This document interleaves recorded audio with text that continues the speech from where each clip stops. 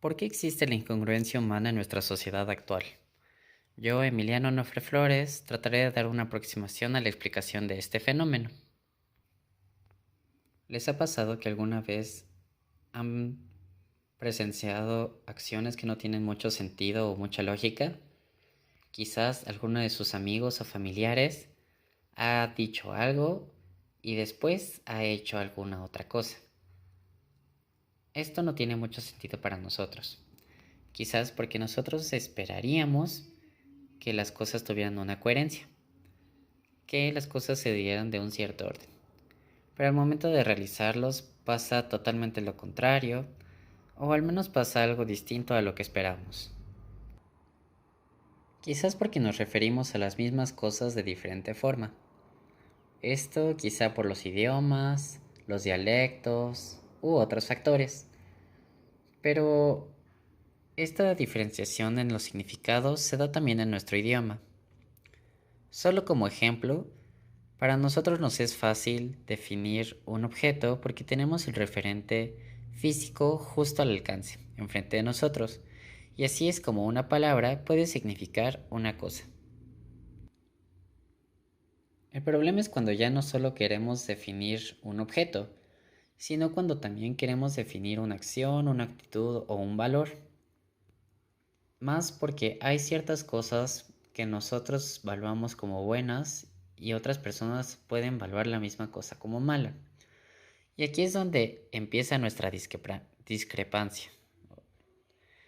Así es como nosotros podemos definir algo como bueno, pero nuestros grupos o la sociedad puede definir algo como malo o como algo que no es aceptable.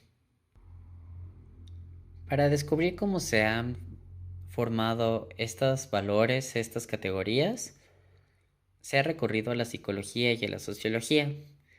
Y uno de los autores que ha intentado estudiar la creación de estas categorías es Émile Durkheim, que es un sociólogo francés. Y al final de su vida intentó explicar todo a través de la religión. Por eso, uno de sus trabajos, que es Las formas elementales de la vida religiosa, hace este estudio sobre tribus australianas en donde se podía estudiar perfectamente los rituales que llevaban a cabo las tribus para así ver qué valores se generaban. Durkheim decía que estas tribus eran simples, simples porque no tenían muchas conductas que referir a estos rituales. Pero conforme pasa el tiempo en las sociedades, se van aumentando elementos u otros factores a la misma sociedad y se va volviendo compleja. Para que la sociedad fuera funcional, se tenía que definir entre lo sagrado y lo profano, lo que estaba bien y lo que estaba mal, y lo que era normal o anormal en la misma sociedad. Así se escogía cómo la sociedad debía coexistir. En un principio estas categorías eran funcionales y eran bastante comprensibles, puesto que había un consenso en lo que se refería a estos valores.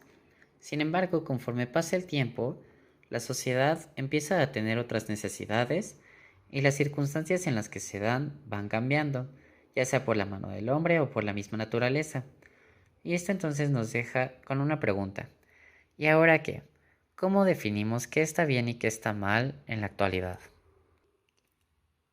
Pues bien, muchos grupos de humanos o de naciones buscan que el ser humano tenga una vida digna que pueda vivirse bastante bien. En esto entra la lucha por los derechos humanos, que nos permiten obtener esta calidad de vida elevada para así poder tener acceso a lo que nos permite sobrevivir y hacer más con nuestra propia vida. Esto es bastante genial para la mayoría de nosotros. ¿O no lo es? ¿Que no acaso hace poco acabo de mencionar que lo que es bueno para unos es malo para otros?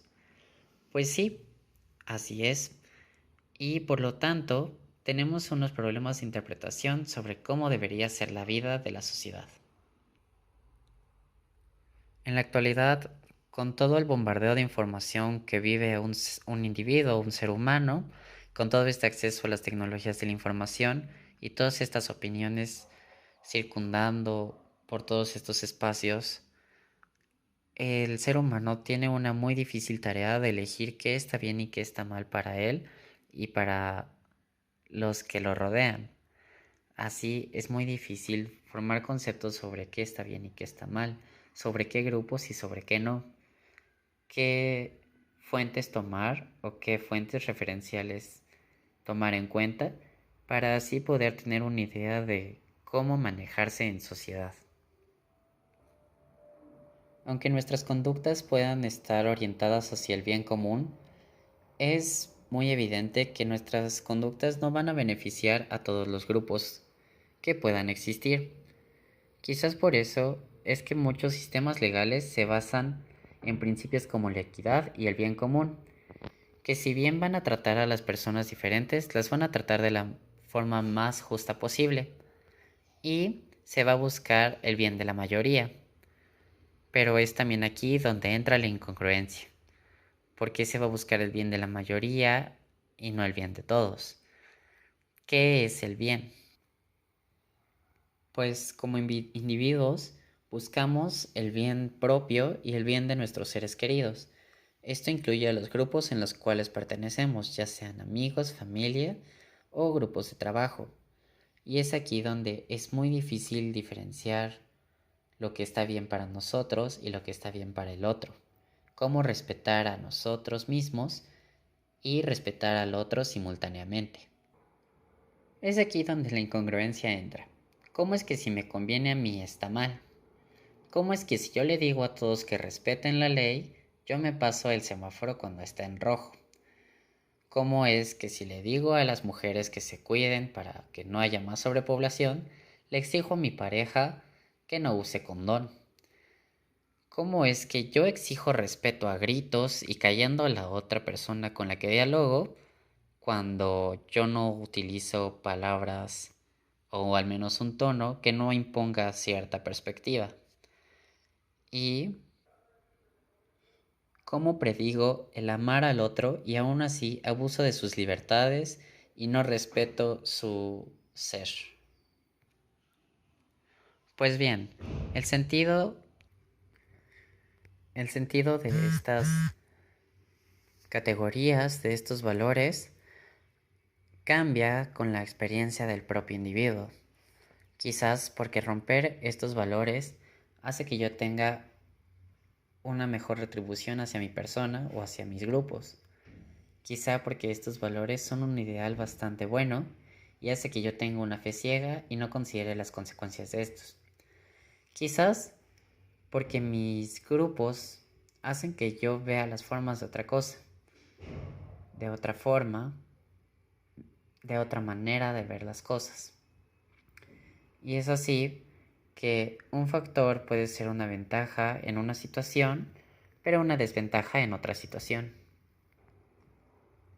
Pero si entonces nos basamos en lo que hemos estado aprendiendo de cómo deberían ser las cosas, ya no definimos lo que es la realidad o lo que es lo que estamos tratando, sino que empezamos a batallar entre qué es lo que debe ser esto o qué es lo que debe ser aquello. Es una batalla del deber ser, y no nos concentramos en lo que está sucediendo realmente.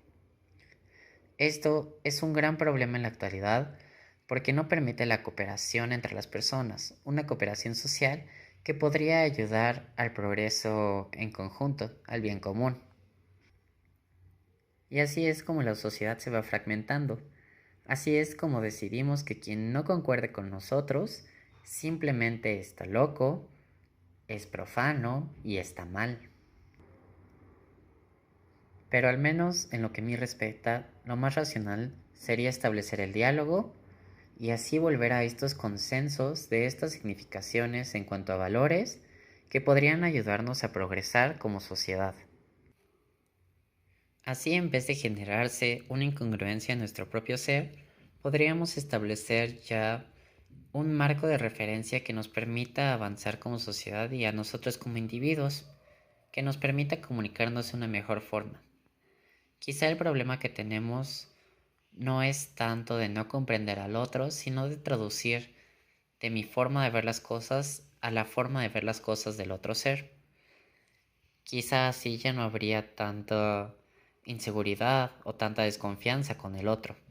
Quizás así las cosas serían más claras. Pero esta incongruencia es posible que siga pasando, ya que con toda la desinformación que existe, se siguen generando disputas, discrepancias e incongruencias en nuestra forma de ver las cosas en sociedad.